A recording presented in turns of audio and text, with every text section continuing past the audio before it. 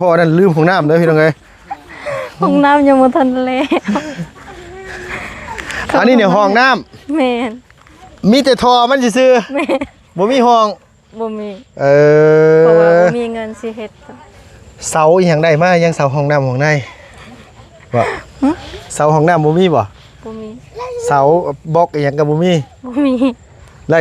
แต่อันว่าอันท่อส้วมมันซื่อ แม่นอันนี้ก็เข้าซอย ๆอันนี้เพิ่นซอย แม่นก็ซอยหมดบ้านนี่ ว่าไงว่าโครงการเพิ่นมาซอยเนาะ แม่น พอเพิ่นมาซอยได้แต่ซ้ำนี่แล้วขุดแล้วก็เอาท่อลงไป แม่ ปิดไว้ซื่อ แม่น เอาว่าขอโทษนำเวลาปัจจุบันนี้คันสิเข้าห้องน้ำเข้าใช่ ไปเข้าป่า เข้าป่าเลยแล่นหอบป่าอันนี้น้องตัวบ่ บ่ นี่ น้องชาย ใช่อ๋อพูดน้อยๆเนอะนั่นคนชื่อท้อง แม่น โดยแล้วอันว่าเขาอยากถามเรื่องครอบครัวพ่อตัวออกมื้อใดสิบัดนี้ ยังบ่ฮู้เขายังบ่ได้บอก เพิ่นยังบ่ได้บอกว่าสิออกมื้อใด แม่น คือมาตอนนี้นี่คิดอยากไปเยี่ยมลูกอยู่บ่อยากไป แม่น ไปหาสิพาไปบ่ ยังเขาไว้เห็นหน้าลูก อ้าวเนาะบ่เห็นก็ต้องเสี่ยงแล้วเห็นว่าก็ขอซื้อขอเบิ่งก็ซื้อขอมาเยี่ยมอหยังสินะบ่ว่าคือเฮาพาไปก็เพิ่นสิบ่ให้มาเยี่ยม ก็บ่ฮู้คือกัน เพิ่นสิใจดำปานนั้นบ่ใจดำปานนั้นบ่ ก็บ่ฮู้เนาะลองไปแต่ละเทื่อเขาบ่ให้เห็นหั่นนะ ไม่เห็นจักเทื่อเลยอืมโดยว่าไงกับเพิ่นเคยไปแล้วเพิ่นบ่ให้เยี่ยมเลย แม่ อืมอยากได้อยู่บ่ห้องน้ำ อยากได้ อยากได้บ่ สำหรับอยากได้อยากเจาะน้ำมาดานดีกว่า เอ้าบ่ได้มีมะนาวมะนาวดันใช่บ่ซะ บ่มีเพราะว่าไปตักน้ำเซมันไกล ตัวไปทักน้ำเซ แม่ จากนี้ไปบ่ ไกลจะเหินไปหอดน้ำเซมันไกล แต่ละมื้อหั่นได แม่น ไปเอาน้ำเซมาใส่ซุมื้อนี้น่ะ แม่น ป๊อ กินน้ำเซ ตุ๊กพี่น้องเอ้ยบ่แม่นหยังดอกลูกโตนศาสตร์อยู่ก็อยู่กับแม่กับน้อง2 3คนตอนนี้ แม่น เอาสมมุติว่าตัวไปเฮ็ดงานแล้วแม่ตัวเฮ็ดจังได๋สับให้ตักมาให้ใส่ แม่ตักเองมาแต่เฮ็ดเวียกมาแต่ให้แล้วก็ไปตักน้ำ อืม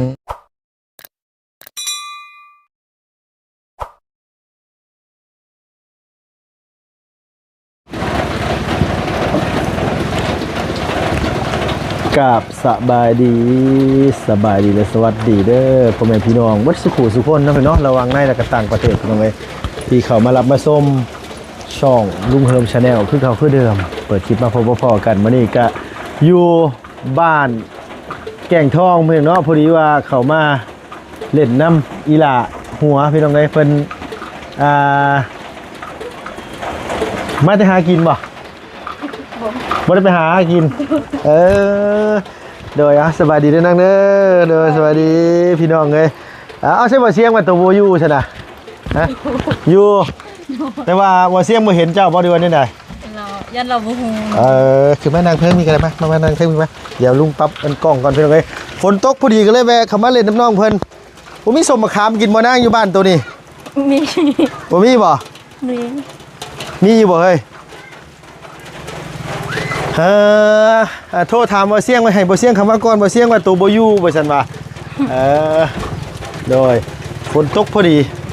บ่เสียงว่าเพิ่นว่าถามแม่เจ้าเพิ่นว่าเจ้าไปหาหน่อไม้อหย่างสักอย่างนี่แหละหมายความว่าเพิ่นเข้ามาบ่ เราเข้าไปในพุ่นเราบ่ได้เข้าบ่ เข้าไปในแหละบ่ได้แวะมาหาตัวหมายความว่าบ่ฮู้จักคือกันโจกันที่ขนาดเนาะ โอ้ยบ่ฮู้จักก็ว่านี่โดยโอ้ยฝนตกดูได้จะแข่งฝนไปมือเฮือนลูกไปโอ้ยเนาะฝนตกก็ยังแข่งฝนบัดที่นี่ไปใส่มามื้อนี่ ไปส่งน้องไปตัดสุดอยู่เสกูล ไปตัดชุดเจ้าสาวนี่บ่ แม่ ตัวเคยใส่แล้วบ่ชุดเจ้าสาว เคยแล้ว เคยใส่ชุดเจ้าสาวแล้วตอนนั้นใส่ชุดเจ้าสาวนี่อายุจักปี ตอน15 ปี 15 ปี แม่ ยังเป็นผู้สาวนะอ่อนเลยเอาเนาะพี่น้องมีพี่น้องหลายคนแล้วก็มีทางผู้ใหญ่ใจดีเพิ่นโทรมาว่า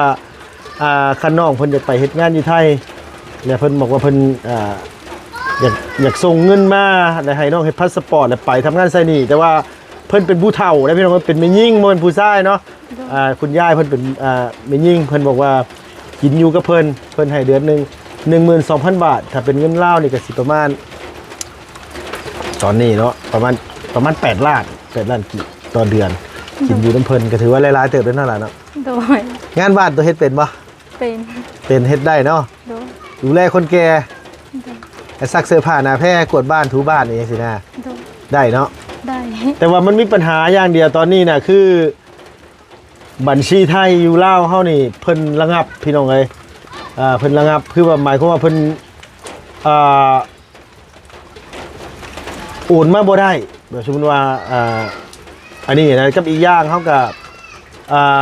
มันบ่มีหม่องฝากเงินตอนนี้น่ะกับอีกอย่างก็คือหลักๆเลยนี่ก็คือแบบว่าเฮาก็อยากฮู้ที่ไปที่มาหม่องน้องสิไปทำการทำงานนี่ก็แล้วเฮาก็ถามแล้วว่าเพิ่นน่ะมีลูกชายกับลูกไผ่แต่ว่าลูกชายกับลูกไผ่เพิ่นน่ะเพิ่นไปเฮ็ดงานอยู่โรงพยาบาลหรือว่าเพิ่นลูกไผ่เป็นแพทย์ลูกชายก็เป็นแพทย์แบบผู้เฒ่าเพิ่นอยู่ผู้เดียวแม่เพิ่นน่ะแม่ย่าเพิ่นอยู่ผู้เดียวแล้วเพิ่นอยากได้คนไปอยู่นำเพิ่นบอกว่าเงินเดือน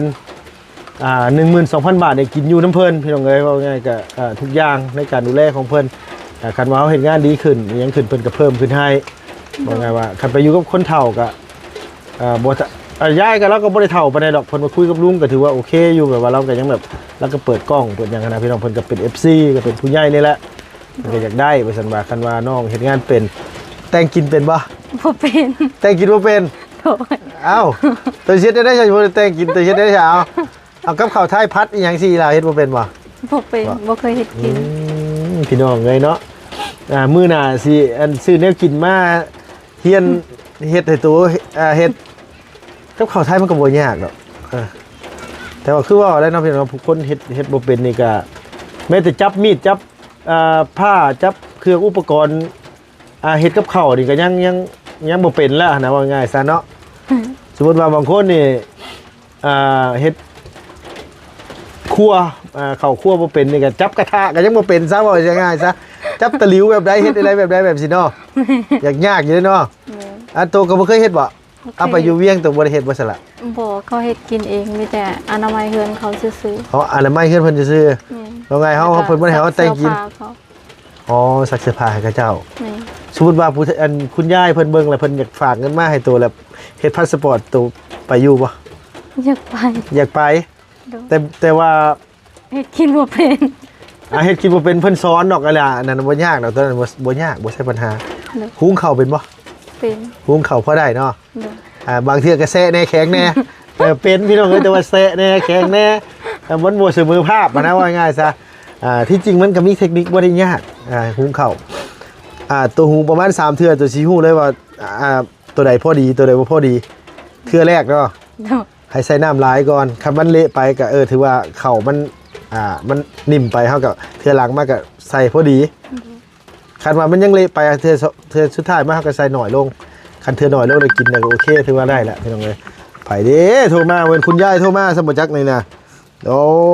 ยโดยห่านวางเลยเนาะบ่าวไล่โทรมาอย่างเด้นี่เด้เพิ่นอัดเสียงไปหาก่อนเพิ่นเด้อโดยกำลังเฮ็ดเวียกอยู่เด้อเจ้ามีเวียกหยังน้อ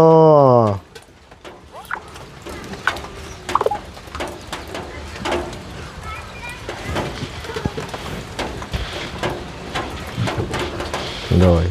ว่าไงมาไปเฮ็ดเวียงไปเฮ็ดงานอยู่เวียงตัวเฮ็ดจักเดือนละ 4 เดือน 4 เดือนแต่ตำบิดหันไปอยู่สวรรค์4 เดือนแล้วก็มาแล้วก็ไปเฮ็ดเวียก ไปอยู่สวรรค์ไปเฮ็ดเวียกหยังอยู่สวรรค์ อยู่โรงงานน้ำดื่ม อยู่โรงงานน้ำลืม นี่ ได้เดือนหนึงเท่าไหร่เฮ้ยโรงงานน้ำลืมเห็นบ่นี่ผู้บ่าวสนใจอีกเลยนี่สวัสดีครับลุงเฮิมพี่โอ้บ่แม่นคนไทยสิน่าจะเป็นคนไทยเลยอยู่แคนาดาเอาเพิ่นอยู่แคนาดาสนใจผู้สาวโอ้พี่น้องเอ้ยเนาะอันนี้นี่คือน้องเพิ่นอยากหางานบ่แม่นว่าเพิ่นอยากหาบ่แม่นเพิ่นอยากหาผัวอยากหางานเนาะล่ะเนาะให้เฮ็ดงานสิเนาะคันผัวกับพ่อคนดีก็ดีอยู่แล้วพี่น้องเอ้ยคันพ่อคนบ่ดีก็อย่าว่าแต่คนไทยคนดาวเถอะวะทุกข์คือกันได้คันพ่อคนบ่ดีหั่นน่ะแท้ คือสวรรค์นั้นเงินเดือนก็บ่สูงเดือนล้านห้า เงินเดือนล้านห้ากินอยู่นำข้าเจ้าบ่ กินอยู่นำเขาเจ้าแต่ว่าใส่เงินเอง ใส่เงินตัวเอง นี่มีหยังก็ซื้อเอง ไม่อย่างก็ซื้อเองบอกง่ายๆตั้งแต่เสื้อผ้าหน้าแพรเครื่องสบู่อย่างทุกอย่างซื้อเองหมดเลย ซื้อเอง โดย เดี๋ยวก็อยู่สวรรค์4เดือน แม่ ออกจากสวรรค์แล้วก็ไปอยู่เวียง แม่ อยู่เวียง4เดือน แม่ อาจจะกลับลงมา แม่ ตอนนั้นนี่ตอนที่ว่าอันเว้าขอโทษนํตอนที่อดีตสามีโตเพิ่นมาลักเอาลูกตัวนี่ตัวเฮ็ดงานอยู่เวียงหรือเฮ็ดอยู่สวรรค์ เฮ็ดอยู่เวียง เฮ็ดอยู่เวียงหมายความว่าเพิ่นหาแต่มาเอาบ่โดนนี่ติน่ะ บ่โดนแล้วแต่ทำบิดน้องปลากันหันไปเฮ็ดเวียกอยู่เวียงแล้วก็ไปอยู่4มื้อแล้วพัวมาลักเอาลูกแล้วก็ กลับลงมา อยู่ได้เดือนหนึงแล้วก็กลับมาแล้วก็ โอ้ มาเอาลูกคืนแล้วเขาบ่ให้แล้วก็เลยลงสวรรค์ โดยตอนแรกน่ะตัวเลิกกันกับผัวโตเนาะ แม่ แล้ววันนี้ตัวขึ้นไปเฮ็ดงานอยู่เวียง แม่ ไปเฮ็ดงานอยู่เวียงได้4มื้อ แม่ แล้วแฟนเธอมาลักเอาแต่ตัวได้เฮ็ดงานได้เดือนหนึงเลยตัวก็กลับมา แม่ อ๋อบัดนี้ลงมาเฮ็ดอยู่สวรรค์ได้4เดือนกลับขึ้นมาแล้วไปอยู่เวียงต่อ แม่ อ่าโดยอันนี้แบบว่าถามเป็นความรู้เลย คนอยู่ในบ้านนี่ มีไปหลายคนอยู่ไปไทย บ่3คน 3 คน คนในบ้านนี่ผู้หนึงแล้วก็พี่น้องหานาสอง สองคน ผัวเมีย 2ผัวเมีย แม่ อ๋อบอกง่ายว่าเพิ่นได้ผัวบ้านเดียวกันบ่หรือว่าเพิ่นได้ผัวคนทั้งอื่น คนแถวพลานหั่น แน่พี่น้องเอ้ยเขาว่าคันว่าคนในบ้านนี่ส่วนหลายเขาเจ้าสิฮู้จักฝั่งไทยคันว่าเลยพระลานลงไป อันนี้ลงไปนี่เขาเจ้าสิฮู้จักฝั่งไทยเพราะว่าหมายความว่าผัวเพิ่นพาไปมันมานะผัวเขาจะพาไปเพราะว่าคนทั้งเซโปนทั้งนี้นี่เขาเจ้าสิบ่ค่อยกล้าไปฝั่งไทยน้อยนักว่าง่ายๆซะเนาะนางเนาะ อืม เพราะว่าเขาเจ้าบ่กล้าไปเพราะว่าหยังไปแหละไปยกตัวอย่างคือเฮาไปต่างประเทศน่ะเฮาบ่มีพี่น้องก็เฮาก็บ่กล้าไปสินะพี่น้องมันต้องมีพี่น้องอยู่ต่างประเทศก่อนแล้วเฮาจังไปตามหลังมันจังมีหม่องอยู่หม่องอาศัยเนาะนางเนาะแต่ว่าซุมื้อนี่ก็อยู่ฝั่งไทยก็มีงานการเฮ็ดหลายอยู่พี่น้องเอ้ยก็ถือว่าโอเคเงินรับเงินเดือนก็สิสูงกว่าบ้านเฮาเพิ่นเฮ็ดงานหยังตัวได้ถามบ่ล่ะ บ่ได้ทำ บ่ได้ถามอ๋อผัวเพิ่นพาไปแหละเพิ่นก็ไปนำกันกับผัว แม่ เพิ่นไปอยู่บ้านผัวหรือเพิ่นมาอยู่บ้านพี่ ไปอยู่บ้านผัว ไปอยู่บ้านผัว แล้วก็ได้ลูกแล้วให้แม่มาเลี้ยงลูกแล้วเขาไปเฮ็ดงานอยู่ไทย มาเลี้ยงมาให้แม่มาเลี้ยงอยู่บ้านนี้ พี่น้องตัวเองเลยบ่ แม่เอื้อยลูกน้าสาว อ๋อ เป็นน้องสาวของพ่อ อ๋อโดยว่าง่ายก็คือเขาเจ้าได้ผัวพลานเพราะว่าส่วนหลายคนบ้านลุงแถวพลานแถวดงเห็นแถวเมืองพีนนี่แต่เมืองพีนก็ยังไปหน่อยอยู่ แต่พลานต้องไปนี่ส่วนหลายสิขามไทยเบิดแต่เมืองพีนขึ้นมาทั้งเซโปนฮอดเมืองน้องอย่างซี่นี่ส่วนหลายเขาเจ้าสิบ่ค่อยฮู้จากทางฝั่งไทยพี่น้องเอ้ยว่าง่ายกับตัวกล้าเนาะว่าง่ายจะไปฝั่งไทยเนาะ กับบ่กล้าคือกัน ฮะแต่ว่าคันว่ามาไปก็ต้องมีคนฮู้จักก่อนเนาะ แม่ คันว่าไปน้ำแบบว่าเฮาเสี่ยงไปเนี่ยมันก็อันตรายอยู่พี่น้องเอ้ยสมมุติว่าแบบว่า คือแบบว่าน้องไปกับญาติเราหรือว่าคือทางทีมงานเนาะมีผู้ใหญ่ติดต่อมาสิน่ะมันก็โอกาสที่แบบว่าสิถือหลอกถึงหยังมันก็น้อยลงเพราะว่านึงมาหลักๆก็คือส่วนหลายเนาะเพิ่นก็เป็น FC แล้วก็เพิ่นก็ฮู้ว่าคือน้องไปโดยที่แบบว่าคือจังได๋น่ะครับฮู้จักกับทีมงานนี่แปลว่าเฮาก็ต้องฮู้แล้วว่านิสัยใจคอของผู้ใหญ่เพิ่นเป็นแบบใดเนาะยกตัวอย่างก็คือแม่หนูแดงพี่น้องกันแม่หนูแดงแล้วก็อยากได้คือกันแม่หนูแดงเพิ่นก็อยากได้คนงานคนลาวอย่างซี่เงินเดือนก็หมื่นขึ้นแม่หนูแดงก็แล้วก็อยู่กับผัวเฒ่าแล้วล่ะเพราะว่าแม่เราก็เคยมาบ้านลุงแล้วก็บอกอยู่ตะกี้คันว่ามีเด็กน้อยคนลาวเพิ่นยังไม่ให้การให้งานกับติดต่อมาหาแม่ก็ได้เด้อเพิ่นว่าอันนั้นแม่หนูแดงนี่ยอมรับเพราะว่าเราคนธรรมะธรรมโมคนจิตใจดีจิตใจเอื้อเฟื้อเผื่อแผ่ก็ถือว่าโอ้เขาได้ไปเฮ็ดงานบ้านแม่หนูแดงถือว่าโอเคละโดยแต่บุญวาสนาสิได้ไปฮอดหูนี่เพราะว่ามาช่วงนี้เลยพี่น้องเอ้ยมาช่วงธนาคารทุกธนาคารของประเทศไทยเนาะพี่น้องเนาะมันมีปัญหาตรงที่ว่าเพิ่นตรวจสอบบัญชีม้าอีหยังนะพี่น้องเนาะแบบว่าเงินโอนเข้ามาผิดกฎหมายหรือว่าไหนๆลุงก็บ่ฮู้หรอกมันกำลังมีปัญหาอยู่ตอนนี้แล้วก็ทั้งร้านเปลี่ยนอัตราหรือว่าร้าน ให้โอนเงินข้ามประเทศนี่เพิ่น หยุดบนบ่ให้โอนเงินแล้วมันโอนบ่ได้พี่น้องเอ้ยตัวนี้น่ะมันโอนแบบว่ามันบ่มีช่องทางสิโอนมาแหละคันสิโอนเป็นเงินบาทเข้ามาก็ มันก็บ่ได้เนาะเพราะว่าบัญชีเขาเจ้าอายัดหรือว่าระงับนั่นแหละพี่น้องเอ้ยมันก็เลยบ่มีหม้องโอน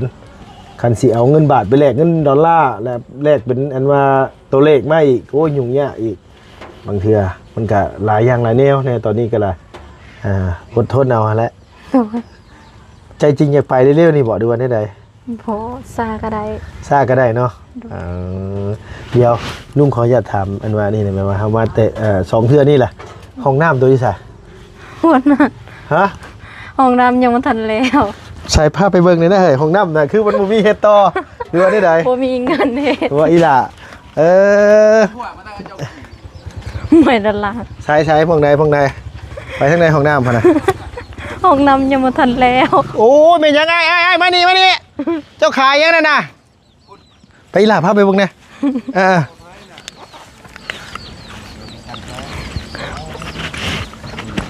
อุ้ยอันนี้อ้ายเจ้าอันว่าฮักแขวมันแล้วบ่ยังไม่ได้ฮักเลยตัวนี้ได้ซะ ตัวนี้ก็ยังหมด อันนี้นี่มันได้คอกเดียวกันบ่ จักแล้ว อันนี้ไปพุดเอาบ่หรือว่าเนี่ยใด คุด มันอยู่คนละหูบ่หรือว่า คนละหู อยู่คนละหูลุงบุญอ้นนะลุงบุญ ตัวไทยน่ะ 300,000แล้ววะ ตัวนี้เขาหัดกว่าชื่อเขาอีก อันนี้ตัวนี้ใหญ่สุดเลยว่าตัวแม่หรือตัวผู้ ตัวแม่ ลุงบุญ ตีมตัวผู้ตัวผู้ ข่อยอยากอะไรข่อยอยากได้มือเลี้ยงเด้ เอาไว้ มีตัวแม่ ให้ตัวแม่วะนะ มีตัวแม่ ไวแล้วก็สวัสดี ว่าดีได้คันว่าเฮาเอาไว้มื้อนี้มื้อฮ้อนมื้ออื่นนี่บ่ตายบ่ ตายนี่นี่มีอย่างไง อ้น มีการว่านี่กัน เฮ้อ อ๋อแพ้วแล้วตัวนี้บ่มีมันใช้ อะไรที่ลาย ใช้บ่บุญเอาออกมามึงดูหา เฮ้ย เป่าหน่อย ตัวนี้ตัวใหญ่บ่ใหญ่ซำไหนตัวนี้น่ะ สำคัญนะ ซ้ำตัวนี้บ่ตัวนี้กับตัวนั้นตัวไหนใหญ่กว่ากันนี่นะ หายเลยนี่นี่อันนี้ใหญ่สุดเลยบ่ใหญ่ชุดใหญ่ซำนี้แม่นบ่อ้ายนี่น่ะโอ้บ่บุญ มุกเนี่ยเนาะ โอ้คนอยากเลี้ยงจังว่าจากมุก โลบายโล มันกินยังไงอันนี้ กินหักไม้บ่งหักไม้ไผ่กินหมด ลำมันกินบ่ลำมัน ลาบก็กิน เอามือเลี้ยงกันนะเจ้าน่ะเดี๋ยวข่อยจะเอาลูกมันเลี้ยงกันหรอกนะ โดยอันนี้ตัวแม่หรือตัวผู้วะมันคันอยากได้มันก็ต้องเป็นคู่ ตัวนี้ ตัว ตัว ผู้ แม่ ตัวนี้ตัวแม่ ฮะแม่นบ่อ้ายตัวนี้ตัวแม่เนาะตัวนี้ตัวผู้เนาะ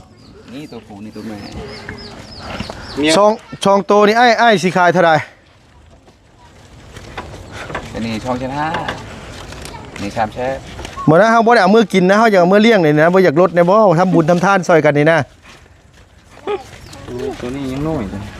ใช้ลุงบุญ สิ มา ตายแล้ว สำคัญแต่ว่ามันเลือดออกแล้วตอน โอ้ตัวนั้นตัวแม่บ่นั่นน่ะ เอาหักแขวเนี่ย ใช้บุญจับออกมาดูฮะกล้าบ่ บัวแล้วยันไป บักหลาจับออกมาดู ครับดูครับ อันนี้ทั้งหมดทั้งมวลนี่500,000ได้บ่ขายบ่500,000 มันสิตายแล้ว ตัวแม่ตัวผู้นะ ตัวแม่ ตัวแม่นี่มันสีหมอกๆสิมันบ่นาง แม่ แต่ว่ามันอันนั้นเนี่ยหักแขวแล้วตอน อันนั้นแขวมันหักแล้วนั่นน่ะเฮาสิใส่วะใช้อันว่าถุงน้อยเมื่อกี้นี่ ยังเลยของน้องใช้แง่งเขาชื่อ ใช้แยงเนาะบอกว่าจากซื้อเอาได้พี่น้องบ่แม่นต้องว่าอะไรนี่อยากเอามือเลี้ยงหั่นนะใส่ตัวนี้มันสิบ่ออก บัวยังได้อยู่ ถ้าเอาอักพรากแล้วมันเขาเอารถนี่ 500,000ได้บ่อ้าย500,000 เอาสิไป 500,000เนาะโอ้มาหาอีหล่าถือว่ามีบุญได้ตัวนี้ได้อันว่าไทยชัดเนี่ยบ่พี่น้องเอ้ยลุงสิเอามือให้เบาลี่เลี้ยงมื้อหยังดอกเบาลี่บอกว่าคันพ่อน่ะเอามาให้แหน่สิเลี้ยงแล้ว ยังไงอยู่ ไหลโอ้ยคันนี้กินหักไม้ หน่อย หากมันกินนี่คือหากไม่บงนี่เนาะไอ้เนาะ ไม่โบกไม่พายกินหมด ไม่บงไม่ไผ่กินได้เนาะ กินได้ลำมัน ไม้พายก็ไม้ตัวปลูกมันก็ได้หน่อไม้ อ๋อจะเอามันกินเฉพาะลำมันเป็นบ่มันบ่กินนอ ก็มาหาก ลำกับหากเนาะว่าไงกลนทั้งหากทั้งลำมา คนทั้งหากทั้งลำหันลำก็ได้ช็อกนึงเดี๋ยวพอ โดย หน่อไม้ก็มากมันกิน หน่อไม้มันก็กินน้อยเนาะ กินเนี่ย หน่อไม้ก็กิน เจ้า คันมาหน้าแรงน่ะคือเฮาเอาแต่หากกับ พวกมัน กกมัน แม่น อันนี้นี่อันตัวซ้ำนี่นี่ถือว่าใหญ่เติบแล้วว่าซ้ำนี่ ยังไงเอ้ย อย่างไงเอ้ยนี่ตัวใหญ่นะนี่ ตัวอันนี้ตัวแม่มันบ่ ชีโลผมนดมันใหญ่มัดยอดเลย อันนี้นี่ใหญ่สุดเลยบ่หรือว่าฉันได้ใหญ่สุดยังอันนี้ตัวแม่แท้ๆมันมาแม่ตัวแม่มันบ่จะตัวเฮาได้เฮาเมื่อน่ะเป็นเทิกวัดชมเอานะ ตัวแม่หันมาดิตัวนี้ ใช่ ถูกป่ะ ตัวนี้ตัว ไอ้นี่ตัวแม่นี่บัง มันก็ไม่ค่อย ถือใจหัว ผีมันกับใครอยู่มันบ่มีน้ำกินแต่ บ่มันกินแต่ไม้มันกินของอันนี้ได้บ่บุญ แคมหักแคมพวกแคมตะกิน หากแคมก็แคม แน่น เพราะว่าหน้าบ่าวเฮาน่ะเราบอกว่าคันพ่ออ้นซื้อมาให้แหน่สิเลี้ยงแล้วว่ะ เลี้ยงเขาเป็นเขาก็เป็นอ้างเลย โดย แม่น ก็เป็นอ้างหั่นแหละ เวียดก็แบบนั้นแหละมันชื่อมันเฮ็ดเลี้ยงชัดอยู่ เฮาสิก่อเป็นอ้างไว้แล้วเฮาสิเลี้ยงหั่นนะพี่น้องไอ้บ่ว่าหยังดอกเพราะว่าอันนี้นี่นับมือมันเริ่มหายากแล้วเพื่อสิกดได้นี่หลายเติบได้เนาะ ได้ชามชี้5 เมตรพุ่นจังหอดมันลกความลก โดยโทษผู้อื่นบ่ตายบ่บุญ ตายแล้วเอากับไอ้ เดี๋ยว สมมุติว่า ชื่อกงใช่ ลุงซื้อเลยอันว่าป้าไปเฮือนตัวก่อนได้บ่ผู้อื่นสิมาเอา ใจ ได้เนาะ ใจ เอาไว้ห่มได้มันตายได้เฮ้ยว่ากันต้นชาติมันได้เด้อ พี่เร่เจาะนอนจ่าใช่ พอเฮาให้ร้านเฮาไปขุดหักได้ชำนี้ชำโปรตีนนะมันยาวคืบนึงก็ได้ชำนี้ก็ได้มันใช้หั่นแล้วมันกินกลางคืนถึงกินแล้วก็กรอด โดยมันยังยืมก้อนเพาะเขานี่นะ อันนี้นี่คันว่ามันเป็นแม่ใหญ่นี่ใหญ่กว่านี้เนาะ ไงโอ้ย ใหญ่ชิโล แท้มดยาง เจ้าไปซื้อกงใหญ่กว่านี้ใส่2ตัวเลย โดยบ่ใช่2โกมันกัดกันได้บุญเด้กัดเนาะ กงง่ายหันได้กงง่าย พวกใหญ่ได้มันไกลสบาย กงเล็กง่ายหันมีเขาขายอยู่นี่ โดย อยู่เวียดนี่อยู่ติดของงาน โดย ง่ายนั่น กระดอกมันก็ เล็กก็ง่ายนะ โดย บ่ได้ ปั้นกันเนาะ มีแต่ว่าเฮาสิจ่ายเงินแหละจังน้อยแล่นออกไปซื้อมาขังไว้เฮือนอีหลาก่อนมื้ออื่นสิมาเอานั่นเนาะ โดย บางเทื่ออันนี้ได้พี่น้องเอ้ยมันบ่ได้เจ็บบ่ได้หยังแล้วว่าอ้าย บ่ลาขุด พูดมันแม่นนะครับ โอ้ตัวนี้ตามันบอดแล้ว แม่นบอสมันถึกยางถึกถึกสมองอีก ถึงหมดกัน กัดบ่ มันกัดเราปะนอกไอ้เราขุดช่องโตนี่มันก็ผู้เดียวมันลายบอลน่ะมันอยู่ อันนี้นี่อันอยู่ในหูเดียวบ่ พ่อแม่ คนละหูเบิ่งอีหลามาเบิ่งอยู่ห่าตามันบอดบ่หรือบ่บอด อันตัวกลียดเลยถึง3อ่ะใช่ตัวกลียดมัดกันนั่งมัดอันโก มันเริ่มตาบ่ได้ เนาะ cái này tôi bị tập số 1 cái nó ตัวนี้เนี่ยถึงหมด มาละโดยเอามีแต่ว่าสิซื้อก่อน trong xe can trái ใช้อีหลาจับกล้องเนาะจ่ายเงินเพิ่นก่อน đó này cái rục này ก็พระเจ้ากรมตะยวดเก โกงบ่ lọc này cứ dùng lọc khẩu này โดย เขา ยืมของเขามามื้อหน้าไปขุดมาแหละเดี๋ยวสิให้อีหลาโทรหาเฮาเอาตัวใหญ่กว่านี้แน่ตัวแม่น่ะตัวน้อยโพดนี่น่ะตัวนี้ 250,000ตัวนั้น 300,000 ให้เอานั่นจะให้เฮาเงินเฮาไปชื่อให้คนง่ายๆเลยนะ ชื่อแล้ว เอาให้ร้านเฮายัดใส่ง่ายใช่หักไม้หักตอกก็ได้ โกงนะเท่าไหร่โกงนะ ง่ายเล็กใหญ่มันบางช่องแช่นี่เขาขายเลยอยู่เวียดเขาชาติเองนี่กงหัวนี่เชื่อเขาเลื่อนเลิกก็ได้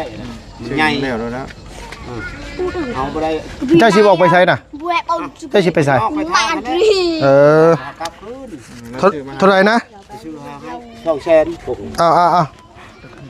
ใหญ่ยัดมาช่องโตเลยนะ โดย เอาห้าไปได้ và phải chạy bàn ăn đèn vào นำทองชั้น5พระเฮือนล้านเฮานี่ก็ได้ โดย ยัดให้ เลยจะห้องให้ยันครบมือบ่ได้เลย เนาะโอ้อันนี้ตัวแม่เนาะนางเนาะ แม่น แต่ว่าตามันบ่ค่อยดีเลยบ่บุญเลยน่ะ ถึกมุนมันบ่ตายดอก ฮะ มันบ่ตาย บ่ตายวะล่ะ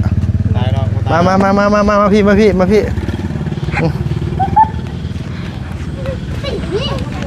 ไม่สร้างเป็นแท้อยากได้แต่โดนได้นี่นะนี่ได้พี่น้องเอ้ยอยากได้แต่หึงแหละมันกัดเด้อนางเนาะตัวก็กินบ่นี่ตัวนี้ตัวกินบ่ กิน ว่าแซ่บบ่เฮ้ยถามอีหลี แซ่บ เฮ้ยเพิ่นเฮ็ดได้กินชั้นหลาย เฮ็ดได้เฮ็ดลาบก็ได้แกงใส่หยังใส่หวายก็ได้ แกงไส้หวายลาบคือลาบหมูนี่บ่ มันแซ่บกว่า แล้วมันแซ่บกว่าหมูบ่เฮ้ย แม่ โอ้โดยพี่น้องเอ้ยอันนี้สิซื้อเมื่อแหละก็ให้ทั้งบ่รีแล้วก็เมื่อก่อกำแพงอันก่อนบล็อกอยู่เฮือนหั่นแหละก็สิปล่อยเลี้ยงก่อนคันตัวนี้มันบ่สมบูรณ์ก็สิเอายาค่อยใส่มันนะมันรักษาแล้วเนาะใส่ก็ห้องน้ำนะเว้าเรื่องห้องน้ำลืมเลยไปพ่อนั่นลืมห้องน้ำเด้อพี่น้องเอ้ย ห้องน้ำยังบ่ทันแล้ว อันนี้เนี่ยห้องน้ำ แม่น มีแต่ท่อมันซื่อ แม่น ๆบ่มีห้อง บ่มี เพ เพราะว่าบ่มีเงินสิเฮ็ด เสาอีหยังได้มายังเสาห้องน้ำของในบ่เสาห้องน้ำบ่มีบ่ บ่มี เสาบล็อกอีหยังก็บ่มี บ่มี ไล่แต่อันว่าอันท่อส้วมมันซื่อ แม่นอันนี้ก็เข้าซอย ๆอันนี้เพิ่นซอย แม่นเข้าซอยหมดบ้านนี่ ว่าไงว่าโครงการเพิ่นมาซอยเนาะ แม่น พอเพิ่นมาซอยได้แต่ซ้ำนี่แล้วขุดแล้วก็เอาท่อลงไป แม่ ปิดไว้ซื่อ แม่น เอาว่าขอโทษนำเวลาปัจจุบันนี่คันสิเข้าห้องน้ำเข้าใช่ ไปเข้าป่า เข้าป่าเลยแล่นหอบป่าอันนี้นอกตัวบ่ บ่ นี่ น้องทราย ใช่อ๋อพูดน้อยๆเนอะนั่นคนสุดท้อง แม่น โดยแล้วอันว่าเขาจะถามเรื่องครอบครัวพ่อตัวออกมื้อใดสิบัดนี้ ยังบ่ฮู้เขายังบ่ได้บอก เพิ่นยังบ่ได้บอกว่าสิออกมื้อใด แม่น คือมาตอนนี้นี่คิดอยากไปเยี่ยมลูกอยู่บ่อยากไป แม่น ไปหาสิพาไปบ่ ยังเขาไว้เห็นหน้าลูก อ้าวเนาะบ่เห็นก็ต้องเสี่ยงแล้วเห็นว่าก็ขอเบิ่งซื่อขอมาเยี่ยมอีหยังสินะบ่ว่าคือเฮาพาไปก็เพิ่นสิบ่ให้มาเยี่ยม ก็บ่ฮู้คือกัน เพิ่นสิใจดำปานนั้นบ่ใจดำปานนั้นบ่ ก็บ่ฮู้เนาะลงไปแต่ละเทื่อเขาบ่ให้เห็น บ่ให้เห็นจักเทื่อเลยโดยว่าไงกับเพิ่นเคยไปแล้วเพิ่นบ่ให้เยี่ยมเลย แม่น อยากได้อยู่บ่ห้องน้ำ อยากได้ อยากได้บ่ สำหรับอยากได้อยากเจาะน้ำมาดานดีกว่า เอ้าบ่ได้มีมานำดานใช่บ่ซะ บ่มีเพราะว่าไปตักน้ำเซมันไกล ตัวไปทักน้ำเซ แม่ จากนี่ไปบ่ ไกลจะเหินไปหอดน้ำเซมันไกล แต่ละมื้อหั่นได แม่ ไปเอาน้ำเซมาใช้ซุมื้อนี่น่ะ แม่ ป๊อ กินน้ำเซ ตุ๊กพี่น้องเอ้ยบ่แม่นหยังดอกลูกโตนศาสตร์อยู่กับแม่กับน้อง3คนตอนนี้อาชุนว่าตัวไปเฮ็ดงานแล้วแม่ตัวเฮ็ดจังได๋สับให้ตักมาให้ใช้ แม่ตักเองมาแต่เฮ็ดเวียกมาแต่ให้แล้วก็ไปตักน้ำ โดยว่าง่ายก็คือว่าแม่เจ้ามาแต่ให้แล้วก็ไปตักน้ำโดยเฮาพี่น้องเอ้ยบ่ได้ซื้อหยังมาให้อีหล่าเพิ่นเว้าอีหลีนี่ก็นี่แหละพี่น้องเนาะเฮือนน้องเพิ่นก็บ่ได้มีหยังนะว่าง่ายก็คือสังกะสีอ้อมเอาเนาะนางเนาะ แม่ ข้าวกินก็บ่กุ้ม บ่คุ้ม เพราะว่าสิกุ้มจังได๋ซ้ำที่น้องกันว่าเอาไว้เมื่อวานนี่หรือว่าเอาไว้ก่อนหน้านั้นก็มีแต่บ่หรือว่าบ่มี บ่มี มีแต่ซ้ำนั้น แม่หมดแต่ให้เลย โดยให้ตัวนั้นมันอยู่ไกลบ่ล่ะ ไก่ ขามเซ่ แม่ ป้าตัวพี่น้องเลยมันเป็นเรื่องง่ายเด้อค่ะนะดินบ่กว้างใช่เราบริสุทธิ์ยังเขามาตัวอยากกินอย่างส่วนหลายบ่ กินหยังก็ได้ กินหยังก็ได้ แม่ ซื้อมาม่ามาอยู่กินมาม่าวะเอามาม่าวะเอามาม่าอีกวะเขาเสร็จกับเจ้าสิว่ามาม่าอีกแล้วสิว่าเลยเนาะเอาบ่ว่ากันได้บริสุทธิ์อย่างเขามาเนาะ โดย บ่เสียเงินให้50,000ไปคุดอันว่าไปตัดลำไผ่มาให้อันนี้เด้อบ่แรงเด้อ โดย ได้บ่ ได้ มื้ออื่นได้สิเข้ามาเอาหั่นนะคันว่านั่นเด้อ้าวอันนี้ค่าจ้าง ดูขอบใจ ค่าจ้างไปตัดลำไผ่บ่ต้องเอามาหลายนะลำไผ่นี่อยู่ใกล้นี่ไผ่นี่มันก็กินบ่นาง กิน กินบ่ กิน ลำมันก็กินนอมันก็กินบ่ กิน อืมลำก็กินนอก็กินโดยเบิ่งพี่น้องไปเอามาม่าให้ทั้งน้องเพิ่นก่อนโดยไปพี่น้องเอ้ยยามแรงๆนี่จะไปตักน้ำบ่ แม่น โอ้เฮาอยากไปเบิ่งได้ว่ามันไก่ซำใดวะตัวเอาหยังไปตักเอากระถางหรือว่าหยังไปตัก เอากระตุก เอากระตุกน้ำ แม่น จักอันเฮ้ย 3 3ฟังละ3 บ่ฝั่งหนึ่ง2ฝั่งหนึ่งอันหนึง ฟัง1 2ฟัง1หมายความว่าฟังนึงนี่ใหญ่ มันก็บ่ได้ใหญ่เพราะว่าเอาหลายมันก็บ่แพ้มันไกลโพด มันเมื่อย ขึ้นภูอีกแม่ มันนักแต่นี่ไปเซ่ไกลเติบเนาะ แม่น โอ้โดยจักมุ่งสิไปตักน้ำนี่จะไปเบิ่งไหมบรรยากาศไหม บ่กล้านะนี่นะอาจจะอายผู้ว่าจักเลิกตัวเนี้ยมาเนี่ย ขอบใจ โดยโอเคพี่น้องเอ้ยเนาะก็ว่าง่ายๆก็คือก็มีหลายคนที่แบบว่าเพิ่นอยากได้น้องไปเฮ็ดเวียกนํแต่ว่าทั้งนี้ทั้งนั้นก็คือช่วงนี้น่ะว่าเพิ่นว่าการโอนเงินโอนทองก็มันมีปัญหาเนาะพี่เนาะห้านที่เพิ่นรับโอนเพิ่นก็แจ้งมาเบิดแหละว่าโอนบ่ได้ว่าซั่นช่วงนี้ก็เลยอันนี้คันว่าเพิ่นอยู่ทางเมืองนอกเมืองหน้านี่โอนไม่ได้พี่น้องเอ้ยน้องก็ขาดเรื่องน้ำเรื่องได้ไส้แน่เจ้าน้ำเจ้าได้ก็แต่ดูโตนอยู่ดอกดินล้นเฮ็ดเวียกเฮ็ดงานเนาะ โดยโอ้ยพี่น้องเอ้ยไม่ห่างน้อยเอ้าสบายดีเด้อนังเด้อ สบายดี โดยอย่าลืมมันว่าอันนี้โตนี่เฮาได้เฮ้ยอย่าลืมไว้บ่ดีแล้วนี่น่ะดูแลให้ดีเด้อโดยเนาะ